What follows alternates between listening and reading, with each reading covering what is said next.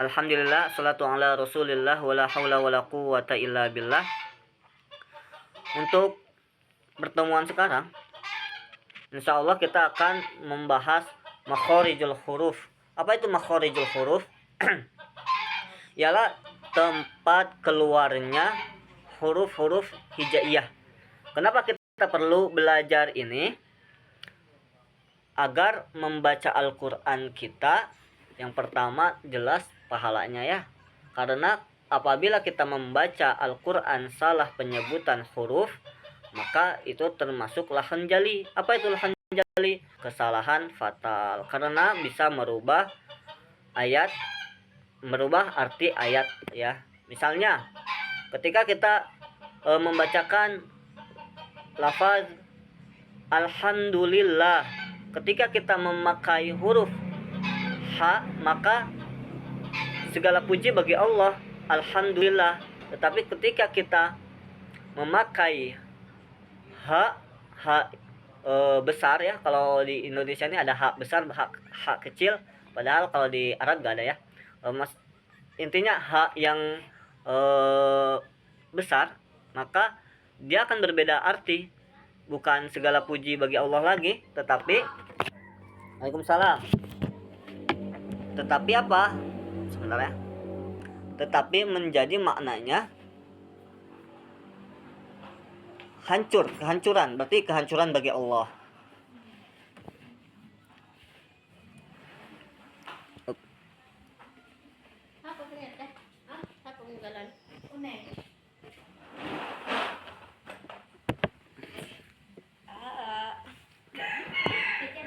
Sudah mulai.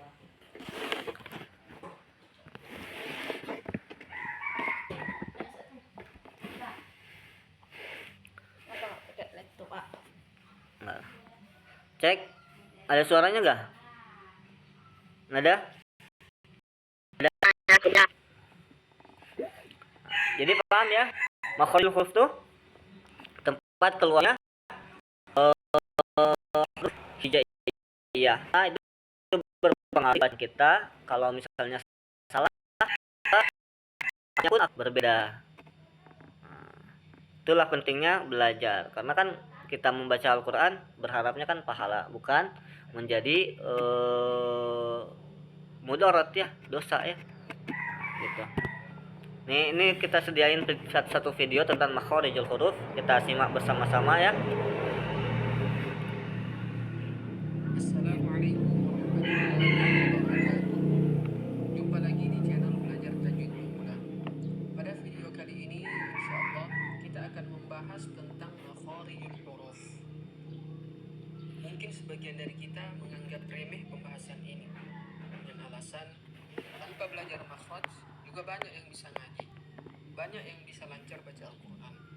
Tentunya anggapan seperti ini karena tanpa mempelajari makhorijul huruf kita akan kesulitan untuk mencapai tingkat kefasihan. Sekedar bisa baca Al-Quran mungkin iya, sekedar lancar baca Al-Quran mungkin bisa, tapi untuk memperoleh kefasihan tidak semudah itu. Kita butuh ilmu tentang makhorijul huruf agar setiap huruf-huruf yang kita lafalkan tepat keluar dari tempatnya. Oleh karena itu secara khusus Ada suara videonya? Ada. Oh ya.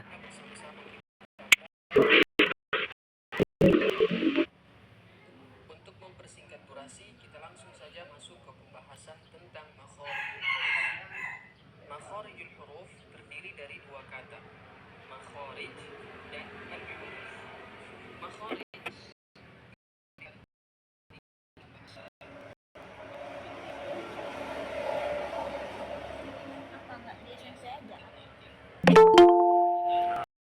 Udah itu.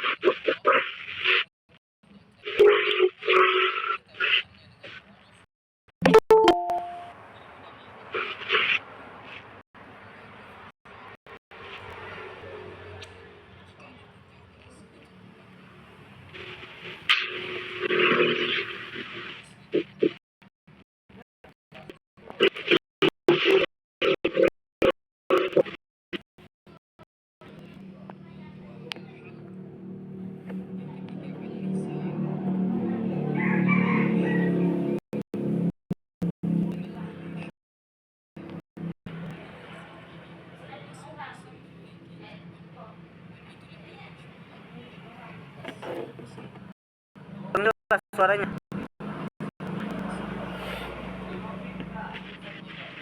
Kurang jelas, ah. Udah jelas, udah jelas. Udah jelas, oh. Itu udah jelas, tidak. Kurang jelas, tapi tidak ada. Langsung tuh. Nggak ada suaranya.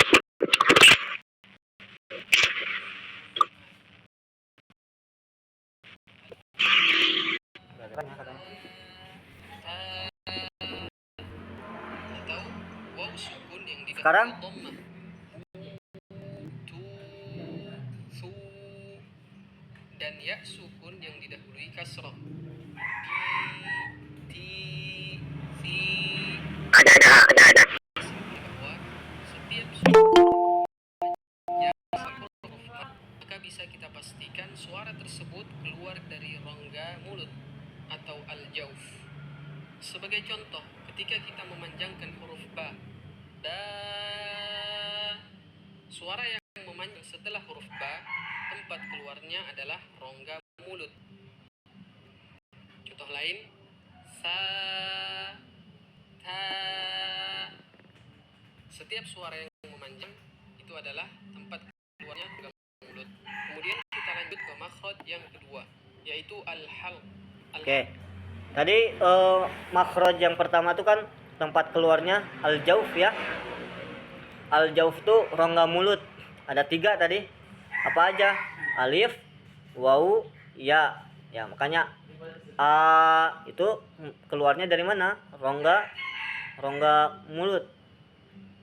Terus ba, ta. Nah, begitu ya. Jadi nggak keluar dari apa namanya, tengah tenggorokan, enggak, tetapi di rongga mulut ya. Maknanya adalah tenggorokan. Tenggorokan ditinjau dari sisi makhraj terbagi menjadi 3. Yang pertama disebut pangkal tenggorokan, yang kedua tengah tenggorokan, yang ketiga ujung tenggorokan. Dan ini Sekarang al-halq. Apa tuh al-halq? Itu tenggorokan ya. Ada dibagi menjadi 3. Yang pertama pangkal di paling bawah, berarti pangkalnya ya. Kemudian ada di tengah, kemudian ada di ujung paling atas berarti. disebut dengan makhraj jama'. Dari pangkal tenggorokan keluar 2 huruf, yaitu hamzah dan ha. Dari tengah tenggorokan juga keluar 2 huruf, yaitu ain dan ha. Dan dari ujung tenggorokan keluar 2 huruf, ghain dan kha. Dari 6 huruf ini ada beberapa catatan penting yang harus kita perhatikan. Oke. Di pangkal tenggorokan itu ada huruf hamzah sama ha. Nah, dia ada di pangkal keluarnya. Ha. Kalau dulu dada katanya. Ha. Nah, itu salah ya. Bukan dari dada keluarnya suara ha itu, tetapi dari pangkal tenggorokan. Ha ya.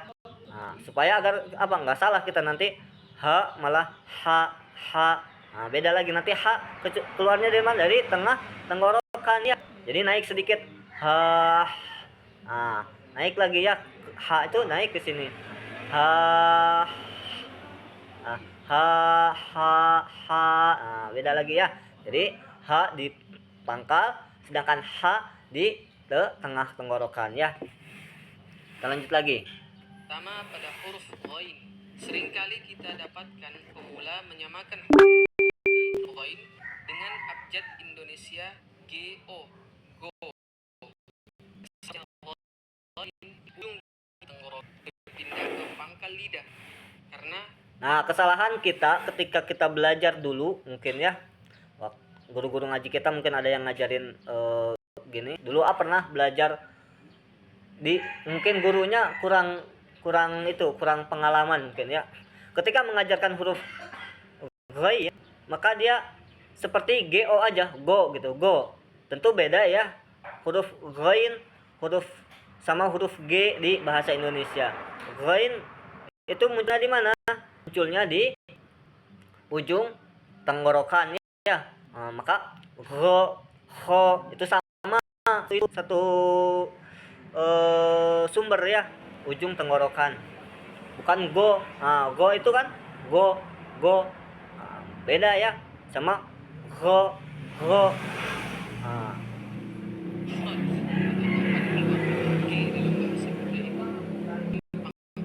Tapi pangkal lidah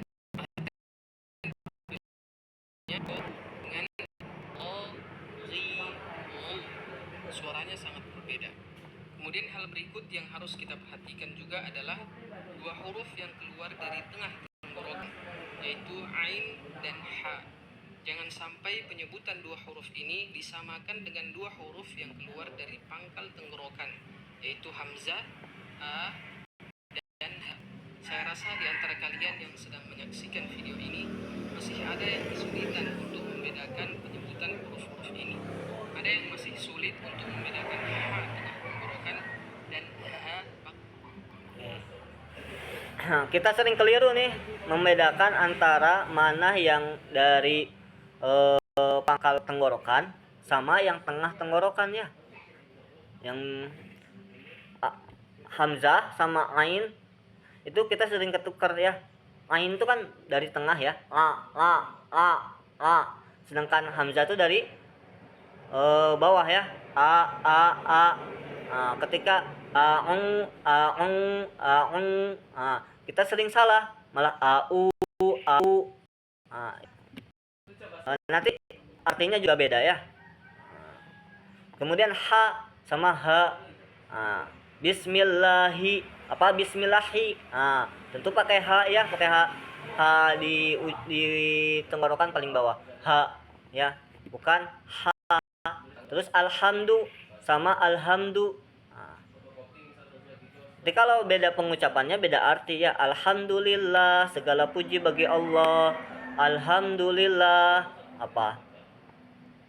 kehancuran bagi Allah ya. Hamada sama hamida. Kalau hamada hancur, kalau hamida terpuji, gitu ya. Ini beda arti.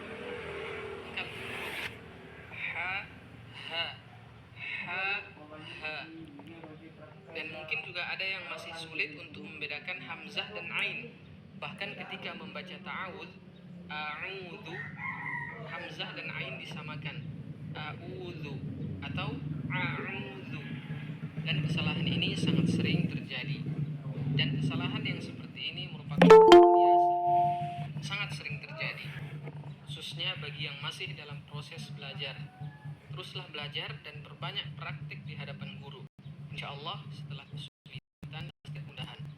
Kita lanjut pada makhraj berikutnya. Nah, cara supaya kita bisa memperlancar bacaan kita, ya ini talaki. Apa itu talaki? Talaki itu langsung ya, berhadapan dengan guru, menyetorkan bacaannya kepada guru ya. Nah, inilah supaya dicek langsung sama guru-guru kita, bacaan kita sudah betul tidak makhrajul hurufnya. Nanti dibetulin, oh salah ini ya. Alhamdu tuh bacanya dari ha itu dari apa tadi?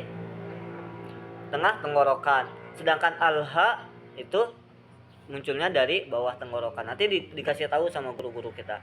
Makanya paling bagus itu ya talaki offline ya, bukan online seperti ini sebenarnya. Offline itu talaki berhadap-hadapan dengan guru. Itu paling bagus tuh. Kalau belajar tajwid ataupun setoran hafalannya. Al-lisan. Namun saya ingin mengakhiri pembahasan tentang al-lisan. Jadi terlebih dahulu kita membahas makhraj asy-syafatan. Adapun al-lisan insyaallah di akhir video akan kita bahas. Asy-syafatan. Sekarang asyafatan. Apa tuh asyafatan? Asyafatan tuh dua bibir ya. Bibir atas, bibir bawah ya. Makna asy-syafatan adalah kedua bibir. Tentu yang dimaksud adalah bibir atas dan dari sisi makhraj dua bibir terbagi menjadi dua. Yang pertama bibir bawah dan ujung gigi seri atas bertemu. Dari sini keluar satu huruf yaitu fa. Yang yang kedua, bibir atas dan bibir bawah bertemu. Dari sini keluar 3 huruf, ba, mim, dan waw. Untuk huruf waw ada sedikit cara yang berbeda dari 2 huruf lainnya, yaitu huruf waw tidak perlu sampai merapatkan antara bibir atas dan bibir bawah, sebagaimana yang kita lihat pada gambar ini.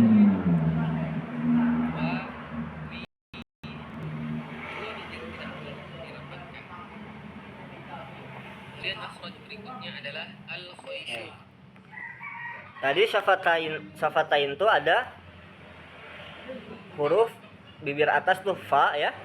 Ada fa, maka fa tuh dari fa ya, gigi sari bawah ketemu dengan bibir atas. Fa ya. Bukan pa nih. Kebiasaan orang Sunda itu biasanya f. Fa tuh pa ya. Bukan pa tapi fa ya. Fasoli, bukan pasoli. Itu ya. Fa. Maka kita harus belajar terus ya. Talaki kepada guru ya.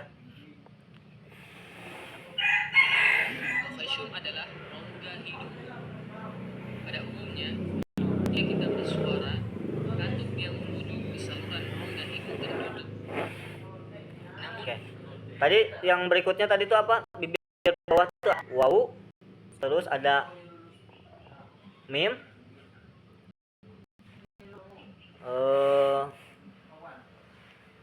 wa, wi, u. Dua bibir tidak perlu Sama ba ya. Wawu, mim, ba. Bibir atas ya, ba. Ya. wa, wi, Kita lanjut aja dulu. adalah Khaysum. rongga hidung. Pada umumnya, Itu rong hidung. katup yang menuju ke saluran rongga hidung tertutup. Namun ada huruf tertentu yang mengharuskan katup yang menuju ke saluran rongga hidung terbuka, seperti pada gambar ini, sehingga mengalirlah suara melalui hidung. Dari makhraj ini keluar 2 huruf, yaitu mim dan nun. Ma, mi, mu, na, ni, nu. Untuk membuktikan 2 huruf ini mengeluarkan suara melalui hidung, kalian coba sukun kedua huruf ini sambil menutup hidung. Dan hasilnya, pastikan suara mim atau nun tidak akan terdengar sempurna. Contohnya, ab. Oke. Khaysum tuh suara yang keluar dari rongga hidung. Ada 2. Yang pertama mim, yang kedua nun. Bisa dibuktikan dengan apa tadi katanya? Dengan coba kalian sukunkan huruf nun, nun sukun atau mim sukun, kemudian ditutup hidung kita. Coba. Misalnya am. Coba sekarang tutup bareng-bareng, sebutin coba. Ab. Nah, kan nggak keluar kan? Ab. Coba sekarang ma. Kalau ditutup hidungnya gimana? Kurang bagus ya. Terus nun, coba sekarang an. Coba dengar tidak suaranya. Ya. Maksudnya bahwa nun itu keluar dari khaysum, dari rongga hidung ya.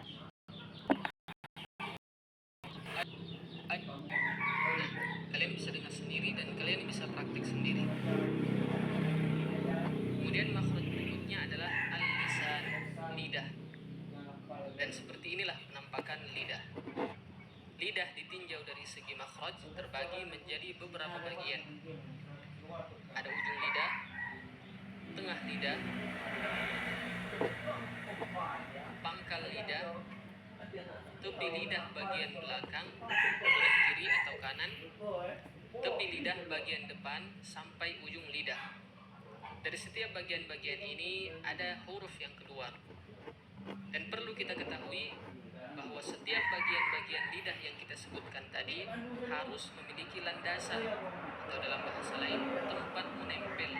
Nah, agar lebih jelas, insya Allah kita akan menjelaskan apa saja landasan atau tempat menempelnya bagian dari lidah tersebut. Oke, bagian lidah ada tepi lidah paling dalam, kemudian pangkal lidah, ada tengah lidah, tepi lidah bagian depan, kemudian kemudian ada ujung lidah ya, tapi bagian lidah tuh sisi yang sini itu ya, terus ada ujung lidah. Jadi apa saja akan dibahas di sini. Darinya. Kita mulai dari pangkal lidah.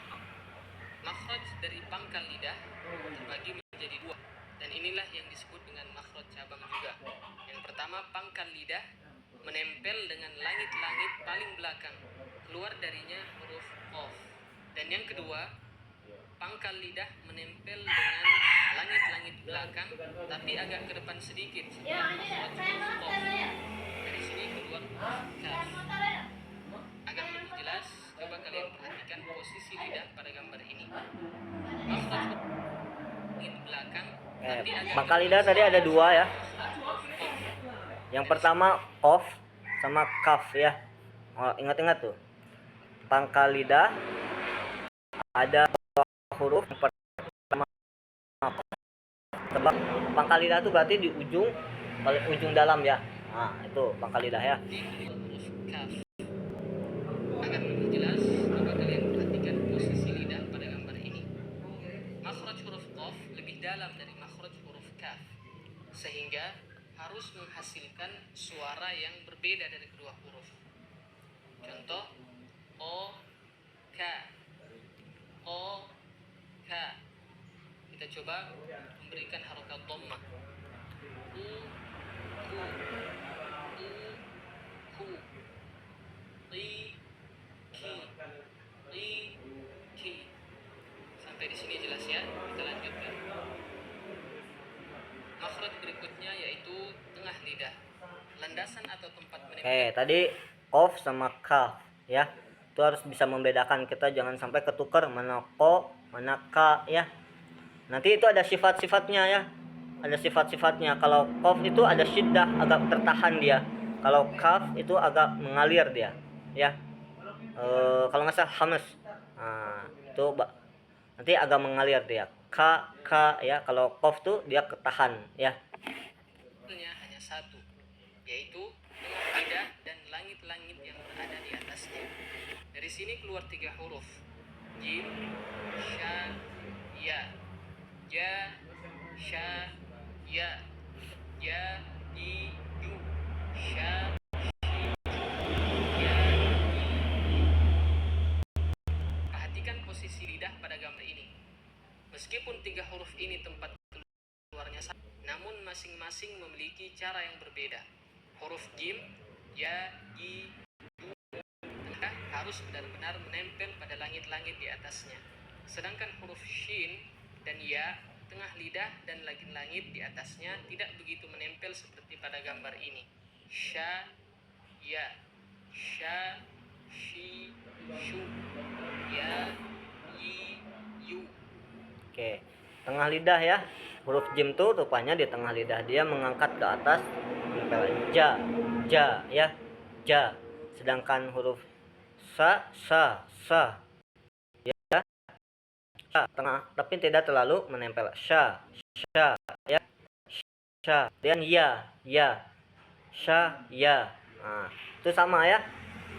Tempat keluarnya di tengah lidah. Sha ya ya. Ja itu menempel. Ja sha. Nah, bukan sha itu bukan manyun ya, bukan sha enggak manyun ya. Sha enggak manyun. Sha itu ya dia biasa sha ya. Begitu juga dengan ya sha ya. Nah, gitu ya. Kita lanjut ke makhraj selanjutnya, yaitu ujung lidah. Ujung lidah memiliki beberapa landasan atau tempat menempel. Yang pertama, ujung lidah dan gigi seri bawah. Dari sini keluar 3 huruf.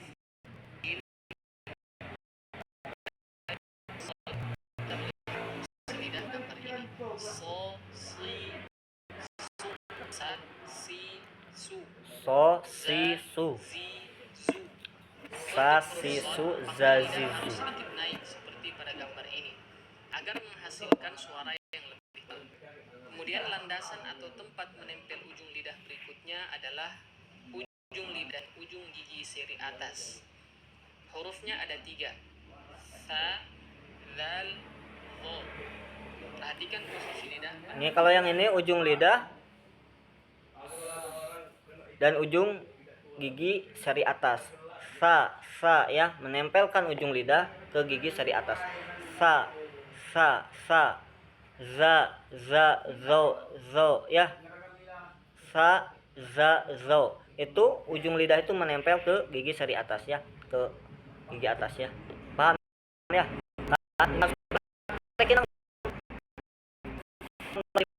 Praktekin ya cuma sih belajar. Yang menempel pada ujung dari atas. Untuk memastikannya kalian bisa melihat menggunakan cermin. Ro, sa, za. Ro, sa, za. Jangan sampai ujung lidah menempel ke gusi atas atau menempel ke gigi seri bawah. Kemudian landasan atau tempat menempel ujung lidahnya adalah ujung lidah dan pangkal gigi seri atas. Yang dimaksud gigi atas adalah bagian gigi seri yang mendekati gusi seperti gambar ini. Dari sini keluar 3 huruf: ta, dal, o. O, ri, tu. Itu ya jelas ya. Yang Nah, gigi seri bawah tuh seperti gambar ini. Di sini keluar 3 huruf: ta, seperti gambar tersebut. dal, o, ri, tu. Ta, ti, tu. Da, ri, du. Untuk Nah, to tuh ada di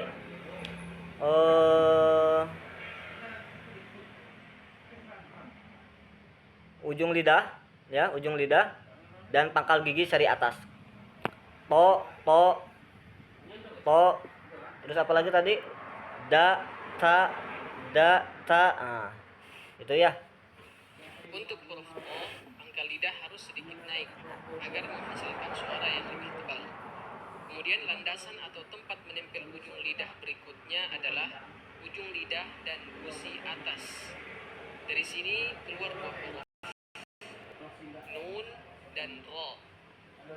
Untuk huruf ro tipis, posisi pangkal lidah tidak perlu dinaikkan. Biarkan pada posisi asalnya. Ri, ir, ri, ir, ir. Untuk huruf ro tebal, pangkal lidah harus naik seperti pada gambar ini agar menghasilkan suara yang tebal. Ar, bar, ro, ru, ro, ru. Oke, untuk ro tuh ada 2 ya cara bacanya. Yang pertama tuh tafkhim. Apa itu tafkhim? Tafkhim tuh dia dibacanya tebal. Ya. Biasanya apabila fathah dia. Sebelumnya fathah kemudian ro-nya sukun atau dia ro-nya fathah. Biasanya tebal dia, tafkhim dia. Ro, ar ya. Tarmi. Terus apa lagi? Alam taro kaifa fa ya, dan sebagainya ya. Sedangkan nanti tarkik itu biasanya dia harokatnya kasroh, maka seperti ri ya. Ya kalau ro-nya sukun, misalnya ir ya kayak gitu ya.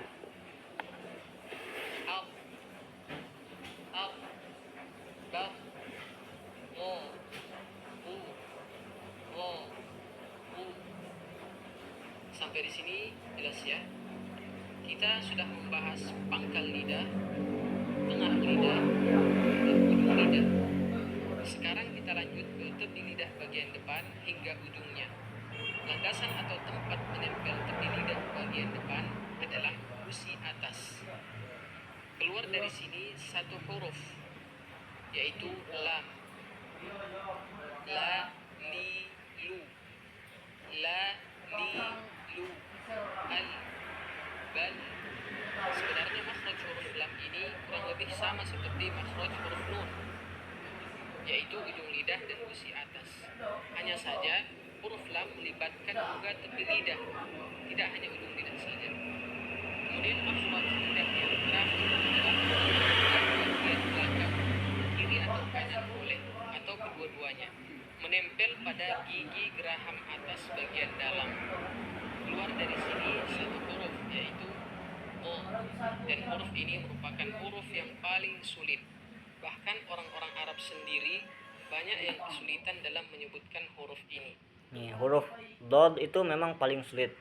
Nah, ya, bahkan orang Arab tuh lebih juga sama kayak kita, kesulitan membaca huruf dod nih. Ya, do, Padahal saya sendiri bo, di, du, bo, di, du, au, bal, wal, ar. Nah, itulah penjelasan tentang makharijul huruf. Sebelum kita mengakhiri video ini, ada satu pertanyaan buat kalian. Jawabannya silahkan tulis di kolom komentar jika kalian tahu. Ada berapakah huruf-huruf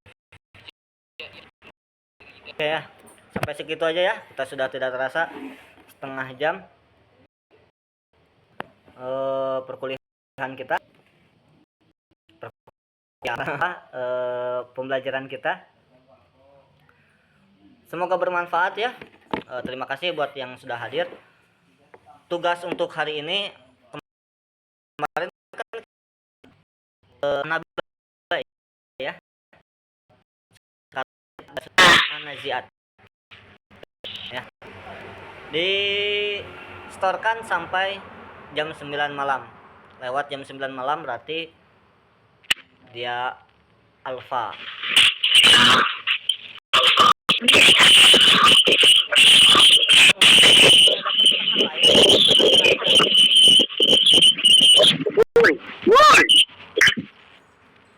Cuma dapat setengah kehadirannya ya. Kan kalau misalnya sekarang masuk, kemudian tugasnya nggak dikumpulin, maka cuma dapat setengah saja kehadirannya. Tapi kalau sekarang masuk, tugas pun dikumpulin, dia dapat full ya. Paham?